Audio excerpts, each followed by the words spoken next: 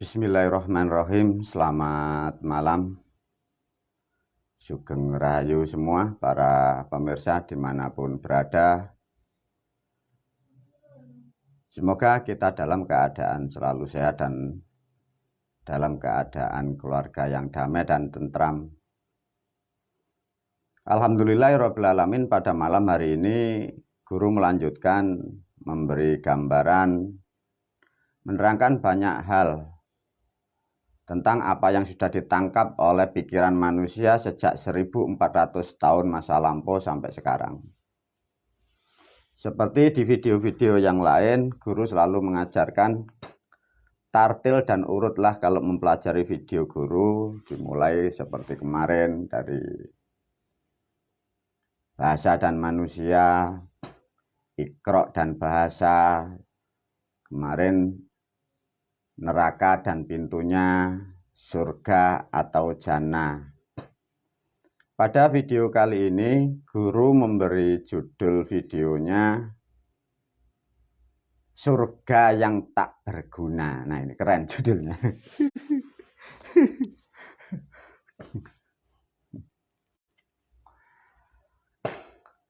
Para pemirsa dimanapun berada, coba judulnya ditelan pelan-pelan oleh pikiran dan dirasakan bahasa judulnya.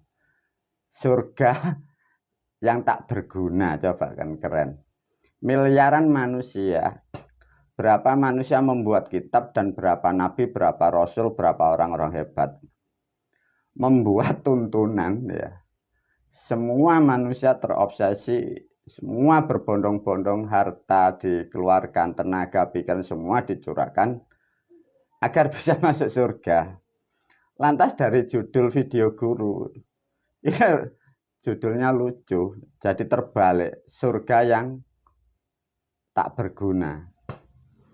Bila sedikit diulas judul video ini, jadi artinya Tuhan yang Maha Kuasa, Tuhan yang Maha Pemurah itu membuat surga, itu nanti tidak efektif, tidak ada gunanya. Itu alur ceritanya di situ. Para pemirsa, para murid diajaklah oleh guru untuk memahami sesuatu hal yang disebut mindset atau pola pikir. Tatkala mindset rusak, pola pikir salah, akhirnya membuatlah asumsi hayalan yang disebut ilusi. Ilusi adalah gambaran yang error dari apa yang dimaksud. Jadi otaknya error, menangkap sesuatu yang ditafsirkan oleh otaknya masing-masing. Para murid, para santri, seperti hal-hal kebiasaan dalam kehidupan terutama di negara Republik Indonesia. Kita sejak kecil diajarkan guru-guru kita diterangkan tentang surga. Dan di video yang lain sudah diajarkan dan diterangkan oleh guru tentang surga dan neraka. Para pemirsa, bila kita memahami dari cerita guru-guru kita dan kitab-kitab kita, begitu banyak manusia diharapkan dan diberi pemahaman tentang surga dan dijanjikan banyak hal tentang kemuliaan-kemuliaan dan janji-janji sesuai gambaran yang diilusikan oleh bangsa manusia. Namun untuk mencapai surga banyaklah hal yang harus dilalui. Satu contoh, manusia diberi gambaran adanya sosok bidadari sampai 72. Diberilah sesuatu apapun yang diminta akan dipenuhi. Coba bila Anda paham, Anda sadar, janjinya setinggi dunia, bukan setinggi gunung. Syaratnya yang tidak mampu dilampaui manusia. Bahkan diberi cerita, kalau mau masuk surga, itu disuruh lewat jembatan Shiratal Mustaqim. Itu kalau Anda atau para pemirsa Anda cerdas, artinya Anda itu kan dibohongin. Bagaikan Anda diberi intan, ya, tapi disuruh ngambil di planet Mars sana, itu kan gila. Para murid, para santri, sesuai dengan judul ini agar kalian menjadi kesadaran untuk melakukan hal-hal yang sangat positif, hal-hal yang bermanfaat di dalam kehidupan. Dengan harapan semoga para murid, para santri, juga para pemirsa jangan sampai melakukan obsesi yang sehingga menyakitkan hidup Anda, merugikan keluarga, merugikan bangsa dan negara. Para pemirsa, coba diulas oleh guru tentang surga. Manusia semua berharap tentang masuk surga dengan harapan dan gambaran macam-macam. Khususnya dari agama kita, paling tidak para murid, para santri, untuk masuk surga nomor satu kita harus sebagai umat Islam. Dan umat Islam disarankan dan diharuskan menjadi umatnya Kanjeng Nabi. Dan di situ harus disyaratkan sholat 5 waktu itu harus dilakukan atau tidak boleh ditinggal, karena itu menjadi kewajiban. Lantas manusia pun tidak pernah sadar dan tidak akan pernah mau berpikir, selama sholat ini pernah diterima enggak, itu loh cara berpikirnya. Coba para pemirsa, para murid, Anda sudah melakukan sholat itu berapa kali? Coba ingat-ingat berapa kali bisa diterima, satu aja coba, yang sholat isya atau yang maghrib atau yang subuh. Nah kalau itu aja tidak pernah diterima, lantas kita berharap mau masuk surga. Nah dari pemahaman seperti ini ada yang namanya al-kisah, suatu ilusi atau gambaran. Di dunia manusia melakukan gara-gara adanya harapan dijanjikan surga. Manusia itu belajarlah menghafal, belajar bahasa Arab, mencari guru, mencari kiai, mencari ulama, sampai berpuasa. Bahkan kadang kambing dijual untuk belajar agama, sapi dijual untuk belajar agama, lahan, ladang, sawah, semua dijual agar berharap ingin masuk surga. Dan di situ disyaratkan sholat, syaratnya sholat 5 waktu tidak boleh ditinggal. Nah, maka dari hadis-hadis dan cerita-cerita yang lain kita selalu diwajibkan, terutama orang tua kepada generasinya atau anak atau putranya. Tatkala sebagai orang Islam, tatkala anak-anaknya tidak melakukan sholat, orang tuanya di alam sana setelah meninggal, itu pun juga tergantung tidak bisa masuk surga gara-gara anaknya yang di dunia tidak melakukan sholat. Sehingga dengan tekanan bahasa seperti itu, dogma yang menakutkan seperti itu, terjadinya sesuatu hukum namanya aturan yang semaunya pribadi individu. Nah, dengan cerita ini apa yang ditangkap oleh guru atau yang guru mengajak mau berpikir? Coba diajarkan namanya al-kisah ya. Satu contoh seperti apa yang dialami atau yang dikisahkan oleh guru. Guru sering kadang pun juga mengalami hal-hal yang misteri dalam kehidupan. Satu contoh, dalam perjalanan guru masuk di alam-alam spiritual, mungkin disebutlah sebagai alam surga. Tatkala dari perjalanan itu tidak semudah apa yang digambarkan, karena di situ masih adanya tahapan dan tahapan, pertanyaan dan pertanyaan yang harus diselesaikan.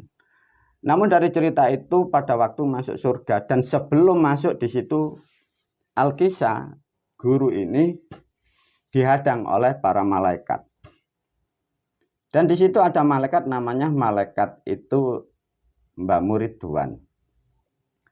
Hai si manusia, kamu kok bisa sampai di pintu surga? Sedangkan Anda mau masuk, syarat-syaratnya apakah sudah Anda penuhi? Nah, itu. Jadi sudah di pintunya, tinggal masuk aja masih dihadang sama malaikat itu. Nah, karena manusia dan malaikat itu sangat beda ya. Kemampuan, kelebihan, bahkan derajat bangsa manusia itu memang tidak sama dengan bangsa malaikat. Lantas dari pertanyaan itu apa yang harus dijawab dan apa yang harus diutarakan oleh guru? Wahai para malaikat, wahai si malaikat penjaga surga. Kalau toh memang aku bisa masuk ke surga syaratnya hanya sholat. Kalau aku sholatku tidak pernah diterima oleh Allah, bagaimana aku bisa masuk surga? Tapi nyatanya aku sudah di depan pintu surga. Kira-kira dari pertanyaan ini nanti yang bingung, yang bimbang siapa? Ataukah Allah nanti meridhoi karena saya sudah di depan pintu surga? Atau malaikat ini marah? Atau saya harus berontak? Coba dianalisa dari cerita ini.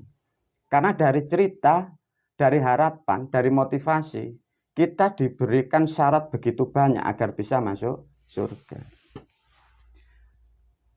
Dari pemahaman ini guru menawarkan satu pemahaman kepada bangsa malaikat. Wahai penjaga surga, wahai si Ridwan, kalau toh masuk surga itu syaratnya sholat, tapi kalau faktanya manusia itu sholatnya gagal, zong, tidak diterima, bagaimana bisa masuk surga? Mungkin malaikatnya berpikir, iya ya, iya. Daripada nanti surga itu tidak ada penghuninya, janganlah dilihat bentuk sholatnya, tapi lihat endingnya, lihat hasilnya. Sholat itu endingnya apa? Namanya malaikat itu suka lupa kalau tidak lihat catatan. Sebagai seorang guru, guru pun mengingatkan kepada malaikat, hai Ridwan, ending atau finalnya sholat itu hanya mendapatkan pahala. Akhirnya si malaikat mengatakan, iya benar. Nah begitu. Nah kalau Anda sudah mulai sadar, wahai malaikat, aku kepingin masuk ke surga. Dibukalah buku catatan guru itu. Dilihat di filenya, saya tidak pernah melakukan sholat. Sedangkan dari syarat aturan masuk surga harus sholat. Kira-kira jawabannya nanti di mana para murid, para santri, dan pemirsa?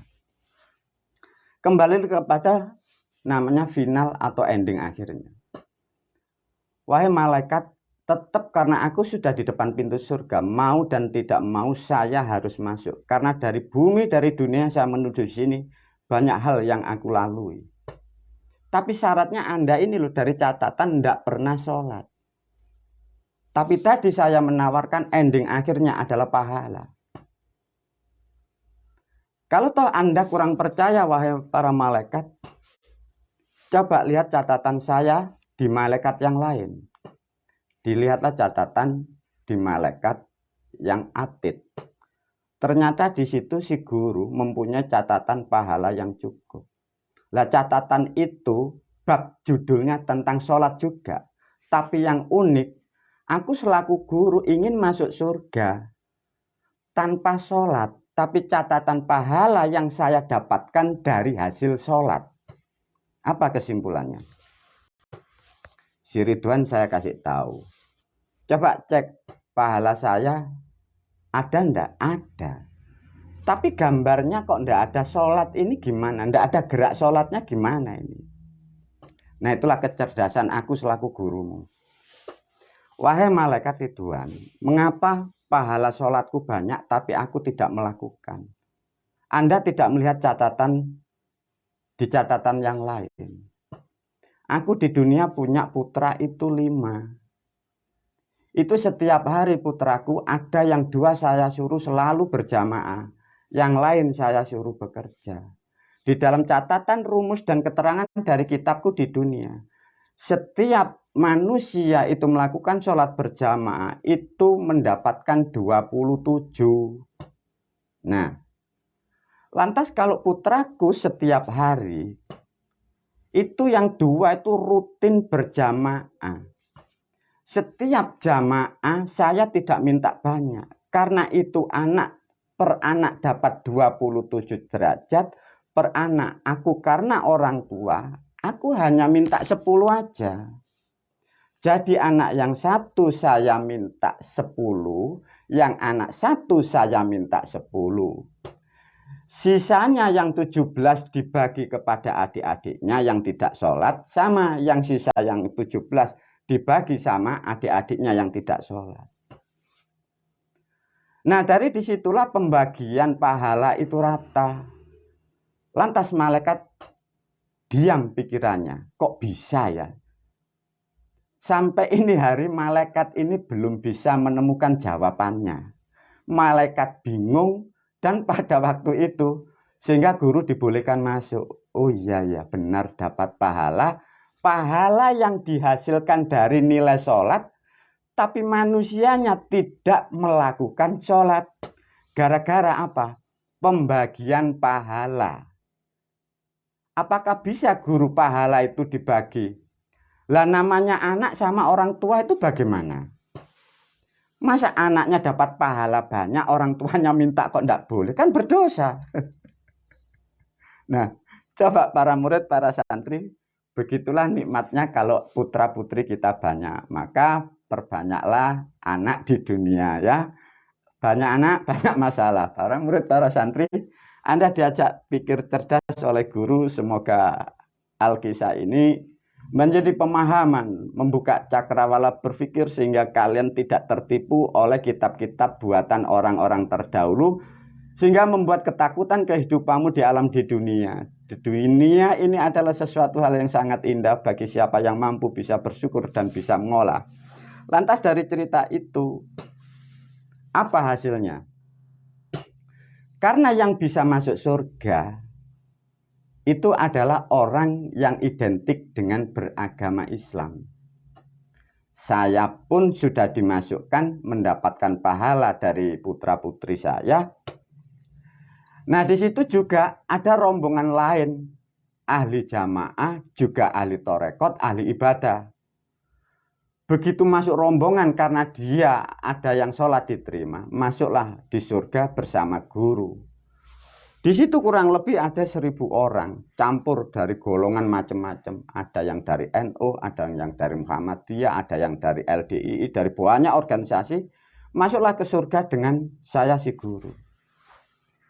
Nah, dari apa yang sudah kita keluarkan menjalankan aktivitas beragama di dunia, harta kita keluarkan, tenaga semua kita lepas, tatkala sudah masuk di surga. Karena agama saya dan agama kelompok golongan saya hanya agama yang diterima oleh Allah sehingga berhak dan wajib masuk ke surga. Lantas saya di dunia dibesarkan oleh orang tua saya dan leluhur saya.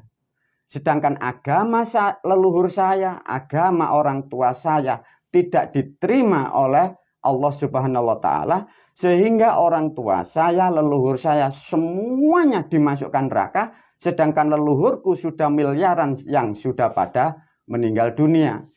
Apa yang terjadi di alam sana para pemirsa? Namanya surga dan neraka adalah berhimpitan. Sebelah kanan itu surga, sebelah kiri neraka. Agar tidak panas, diberilah kaca yang tebal. Jadi kocone kandel, ya. Jadi yang sebelah kiri ini neraka, sebelah kanan ini surga. Tapi ada kaca yang sangat tebal sehingga panasnya api neraka tidak masuk ke surga. Apa dampaknya para murid, para santri, para pemirsa? Yang masuk surga meyakini dan yakin dan diajarkan dan didogma bahwa orang tuamu dan leluhurmu adalah orang-orang kafir dan orang-orang musyrik. Itu lihat itu sekarang masuk di neraka. Lantas kalian sebagai anak cucu, sebagai generasinya, Anda mengikuti agama yang baru, sekarang Anda masuk di surga, dan di situ Anda bertelanjangan dengan bidadari. Datanglah utusan malaikat lain dari Tuhan, dari Allah. Wahai si penghuni surga, Anda bangsa manusia, orang tuamu dan leluhurmu di neraka, sedangkan Anda sekarang di surga bertelanjang sama bidadari. Sesungguhnya engkau adalah anak-anak yang durhaka. Anak-anak durhaka tempatnya bukan di surga. Diambillah dari orang-orang penghuni surga, dimasukkan di neraka, campur karo buyute, campur karo mbae. Ya. Nah, si penghuni surga karena sholatnya itu fase, agama yang paling benar. Setelah masuk surga, dia berontak sama malaikat penjaga neraka.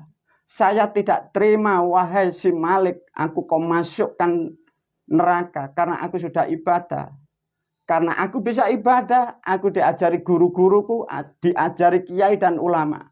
Loh, artinya kiai ulama ini yang mengajarkan anak-anak jadi durhaka. Artinya kiainya diambil, ulamanya diambil, dimasukkan neraka semua baleng. Anak putune sak mbae sak buyute sak kiai sak ulamae dimasuk non neraka bareng gelundeng-gelundeng sampai ini hari surga masih longgar dan tidak akan pernah ada penghuninya. Para murid, para santri, para pemirsa, Semoga Alkisah ini mampu mencerna dan mampu dicerna sehingga kalian utuh sebagai bangsa manusia yang tidak terdogma oleh kitab-kitab buatan dan bualan orang-orang masa lampau. Wabillahi taufik walhidayah. Wassalamualaikum.